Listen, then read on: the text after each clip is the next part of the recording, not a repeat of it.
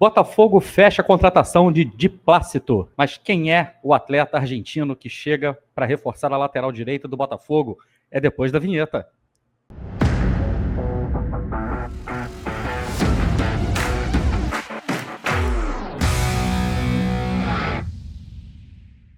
One aim, one action, one chance, one expert. Tá vendo, galera? O 1xBet é a maior casa de apostas do Brasil e a mais segura também.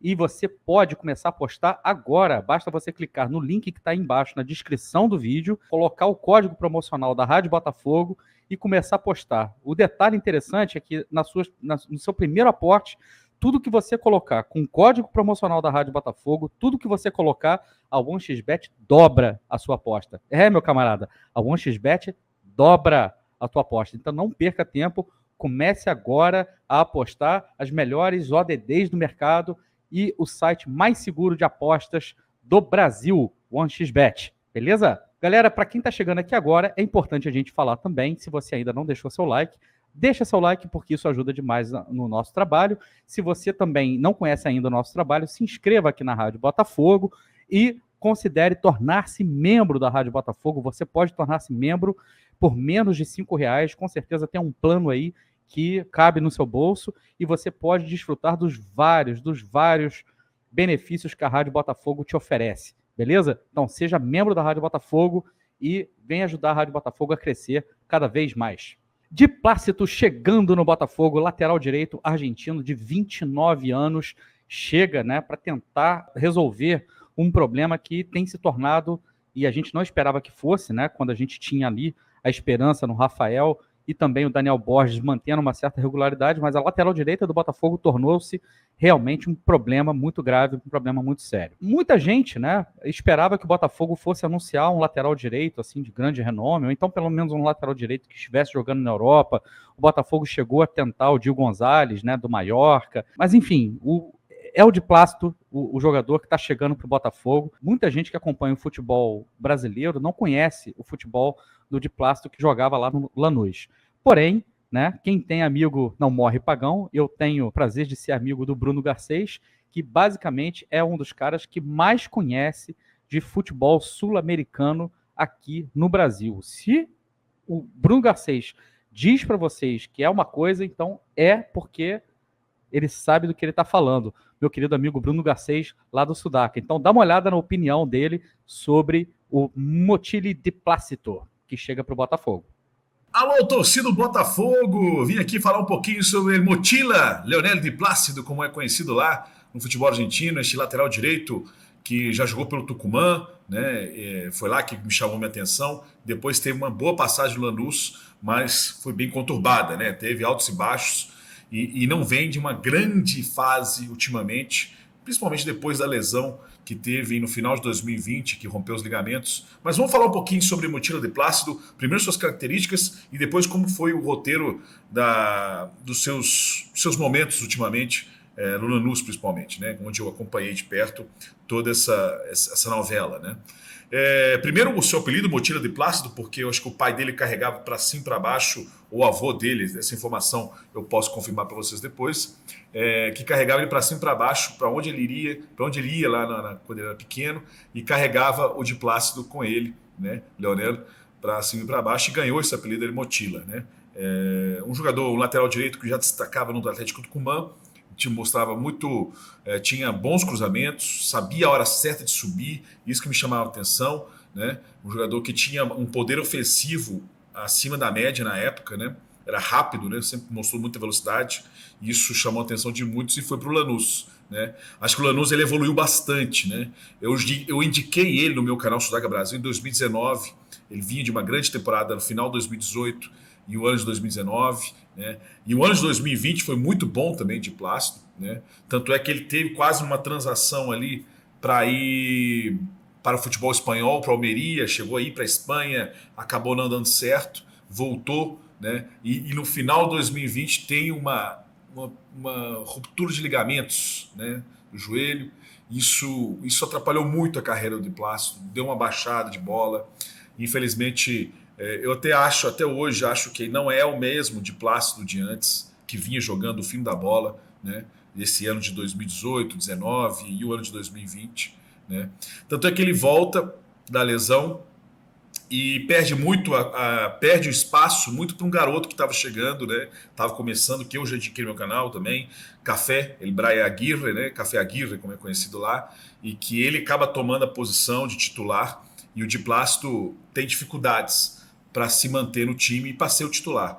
De vez em quando é utilizado, né? Nessas últimas alguns jogos, principalmente no final de 2022, principalmente no final de 2022, alguns jogos desse ano, tem sido usado porque é um lateral mais confiável na parte defensiva.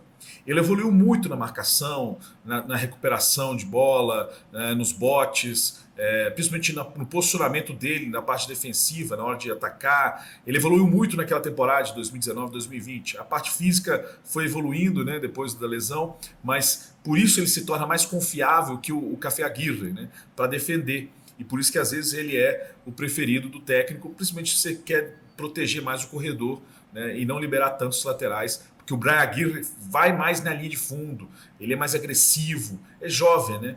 Então, então por isso eu gosto mais do Brian Aguirre, porque eu gosto de laterais ofensivos, mas não tiro o mérito do Di Plácido, Del Motilla, que sabe se defender e era um bom reserva ali em alguns momentos se você utilizar, né? As condições físicas eu acho que estão boas, não vejo nenhum problema nas últimas vezes que eu vi o Di Plácido jogar, né?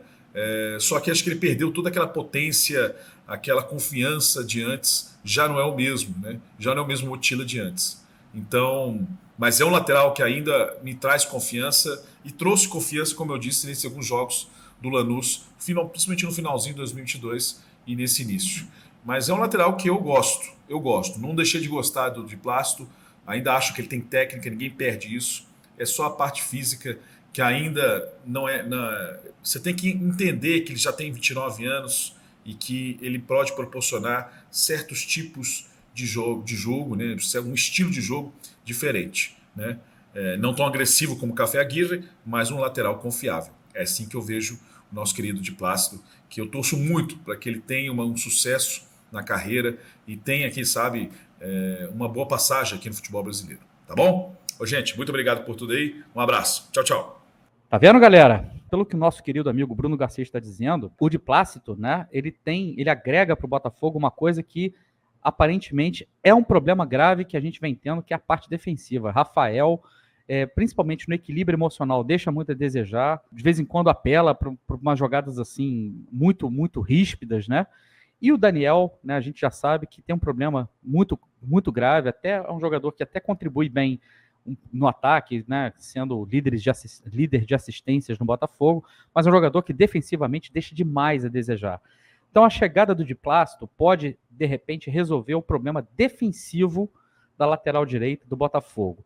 E, ao mesmo tempo, isso tem impacto em outras posições. Porque se você tem um jogador que defende melhor, teoricamente você pode ter, pela direita, um ponta que não tenha tanto uma característica de recompor, como é o caso do Sauer.